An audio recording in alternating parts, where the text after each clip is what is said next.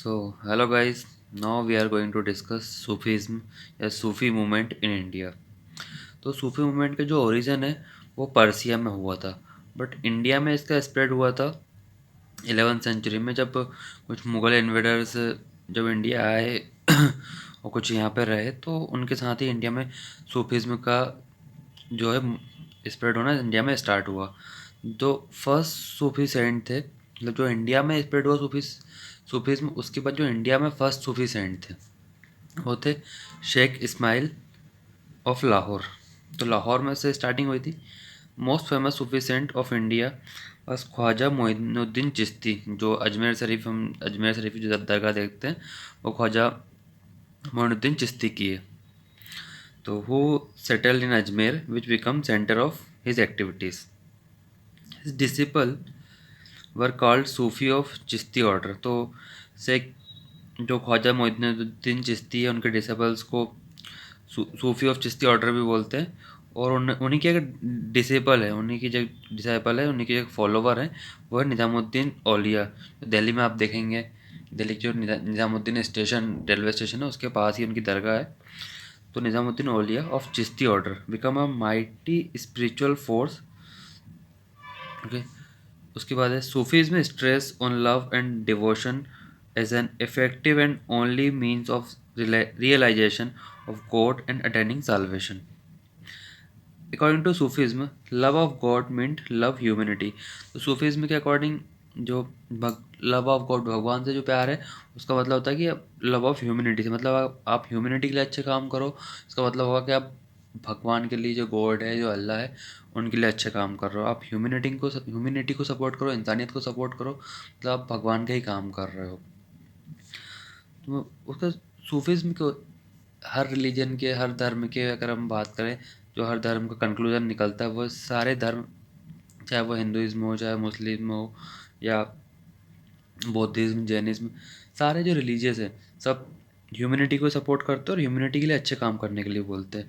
तो सारे धर्म ग्रंथों में, किसी भी धर्म के किसी भी ग्रंथ को आप उठा लो, सब में वो ह्यूमैनिटी को ही सपोर्ट करेंगे। बाकी जो आजकल जो चीज़ फैल रही है इंडिया में, एक ह्यूमैनिटी को अलग, एक दूसरे को क्रिटिसाइज़ करना, एक दूसरे के रिलीजन की लेग पुलिंग करना, वो किसी भी रिलीजन में नहीं लिखा, ना किसी रिलीजन के ग्रंथ में लिखा हुआ है। वो जो लोग हैं उनके द्वारा बनाया हुआ माइंडसेट है एक दूसरे को बदनाम करने के लिए। तो हाँ, they believed service to humanity equal service of God. मतलब उनका मानना ये है कि अगर आप ह्यूमैनिटी के लिए, इंसानियत के लिए काम करते हो, इसका मतलब आप भगवान के लिए काम कर रहे हो, गॉड के लिए काम कर रहे हो। Self discipline was key to gain knowledge of God by perception.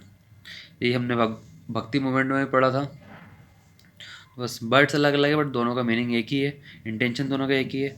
सूफीज़्म believed in inner purity not in rituals. तो वही जैसे भक्ति मूवमेंट में वो था कि आपकी, वैसे ही सूफीज़्म का भी वही सेम कॉन्सेप्ट था कि आपकी अपनी इनर प्योरिटी, आपके अंदर के जो विचार है वो प्योर होने चाहिए, ना कि जो आप रिचुअल्स परफॉर्म कर रहे हो वो मेन इंपॉर्टेंट होता है। आपके अंदर अच्छाई रहेगी, आपके अंदर इंसानियत रहेगी, आप अच्छे काम करोगे, तो आपको किसी भी प्रकार के रिचुअल्स को परफॉर्म करने की ज़रूरत नहीं है। यही हम लोगों ने भक्ति मूवमेंट में भी पढ़ा था और यही सूफीज़्म में भी बोलता है। They believed in brotherhood and in one God. तो ये भाईचारे में बिलीव करते हैं और ये भी एक ही भगवान में बिलीव करते हैं। Did not believe in class division. और ये भी क्लास डिवीज़न जैसे वर्ण सिस्टम हिंदुइज्म में हम देखते हैं। तो मुस्लिम में भी थोड़ा, मुस्लिम भी एक जो रिलीजन है वो भी डिवाइड है, शिया सुन्नी और इन सब चीज़ों में। तो सूफीज़ में जो सेंट थे वो डिवीज़न में बिलीव नहीं करते थे। वो बोलते थे गॉड एक ही है, तो मतलब अल्लाह भगवान एक है, तो फिर आप एक को ही मानो, अलग अलग डिवीज़न मत करो उसके आधार पर। According to them, one must have guidance of peer or guru without whom spiritual development is impossible। तो जैसे भक्ति मूवमेंट में हमने बात की थी, ऐसे सूफीज़्म भी बोलता है कि जो आपको डिवोशन प्राप्त करना है, साल्वेशन आपको प्राप्त करना है, तो उसके लिए आपको किसी पीर या किसी गुरु की ज़रूरत होगी, ताकि आप प्रॉपर गाइडेंस में उस रास्ते पे आगे बढ़ सको। तो आपको अपने स्पिरिचुअल डेवलपमेंट के लिए या साल्वेशन के लिए विदाउट गुरु या विदाउट किसी पीर के सपोर्ट के या उनके गाइडेंस के, आप यू कांट गेट साल्वेशन या स्पिरिचुअल डेवलपमेंट आप अपना कहीं नहीं कर सकते। सेम बातें भक्ति मूवमेंट में भी कही गई थी। Sufism inculcated a spirit of tolerance among its followers.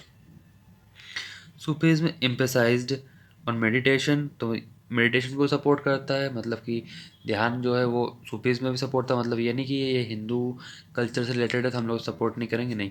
इनका मतलब वही था कि आप अपनी इनर पीस को, इंटरनली आपको अपने आप को अच्छा करो, अपने अंदर जो भगवान है उसे खोजने की कोशिश करो। तो सेम भक्ति मूवमेंट में भी सेम कॉन्सेप्ट था, सूफीज़्म का भी सेम कॉन्सेप्ट था।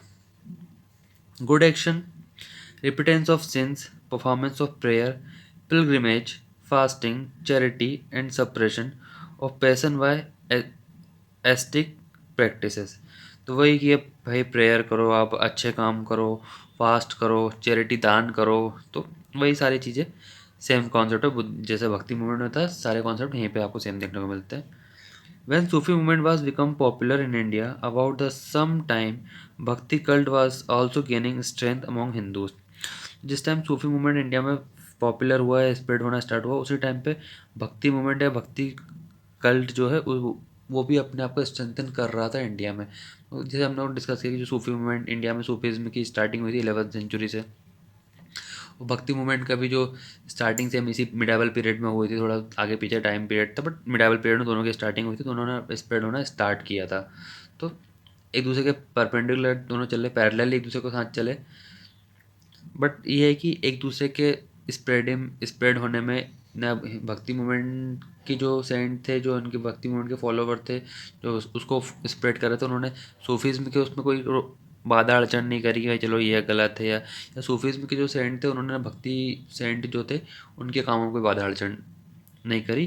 भाई ये लोग गलत काम कर रहे हैं, आप उसको मत मानो, हमें फॉलो करो ना। उन्होंने ऐसा कहा कि ये लोग गलत है, बाहर से आए हुए हैं, आप हमें फॉलो करो, ऐसा कुछ नहीं था। दोनों पैरेलली अपने काम कर रहे थे, और दोनों का इंटेंशन एक ही था कि जो लोगों को है उन्हें बुरी आदतों से निकाल के अच्छी आदतों को वो करें, वो लोग ह्यूमैनिटी को सपोर्ट करें। और जो डिवीज़न है, चाहे वो कास्ट सिस्टम हिंदुज़्म में हो या फिर मुस्लिम में भी जो डिवीज़न था, वो दोनों उसके अगेंस्ट थे, और दोनों पैरेलली लोगों को एकजुट करने की कोशिश कर रहे थे। The liberal and unorthodox features of Sufism had profound influence on medieval Bhakti saints। तो गाइस ये हमारा सूफी मूवमेंट था। और उसका जो सूफी कुछ इंपॉर्टेंट सेंट है, तो आपको कहीं के कुछ न्यूज़ में देखने को मिलता है, करंट अफेयर में, या फिर कहीं बुक में आपको पढ़ने को मिलता है, तो आप उसमें एड ऑन कर लीजिएगा। So all the best, thank you so much.